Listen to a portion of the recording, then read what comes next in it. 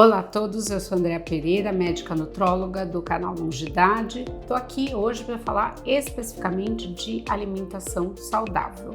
A maioria das pessoas sabe o que é uma alimentação saudável, a gente tem a grande dificuldade de colocar isso em prática, mas não custa reforçar, para você entender ainda mais.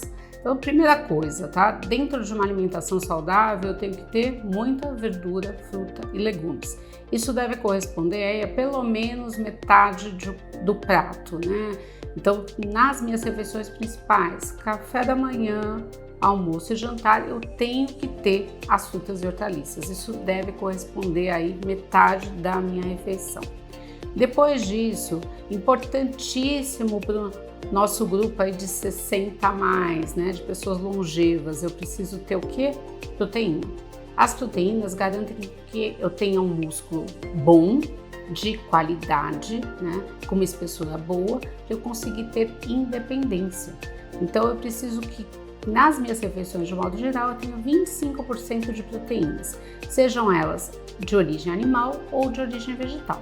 O que é origem vegetal? Quais são as proteínas? Feijão, grão de bico, lentilha, quinoa, tá? Tudo isso faz parte do grupo das proteínas vegetais. E as proteínas animais? Carnes, tá? Tanto a vermelha quanto a branca, o leite e derivados, né? E os ovos. Vale aí uma ressalva do leite, que além de ser uma proteína de alto valor biológico, ou seja, de grande qualidade, ele também tem cálcio, então ele ajuda nos ossos. E quanto mais musculatura eu tenho, mais também eu tenho um osso forte, com menos tendência à osteoporose. A gente vê que várias coisas aí se juntam. Mas e se eu tenho intolerância à lactose? Às vezes a intolerância à lactose se manifesta apenas quando eu tomo leite. Não se manifesta quando eu como queijo ou como eu tomo iogurte. Então, posso sim fazer isso. Se for uma intolerância importante para todos, né, os derivados do leite, aí no caso, o interessante seria usar, né, produtos sem lactose. Mas isso a gente só indica realmente se você tiver intolerância. E os carboidratos, né? Muita gente fala, os carboidratos são os vilões. O carboidrato é importante para a produção de energia. Ele deve corresponder a 1/4 do nosso prato, igual das proteínas. Então, o que é carboidrato? Arroz, né, batata, mandioca, macarrão, pão, os doces, tá? As farinhas, de modo geral, farofa, né, os empanados, as tortas, os bolos, tudo isso é carboidrato. O grande problema do carboidrato é que a gente come muito e aí você engorda. Então, tentar realmente adequar para ser 1/4 do prato principal, das refeições principais. Aí você não vai ter o problema de ganhar muito peso, tá?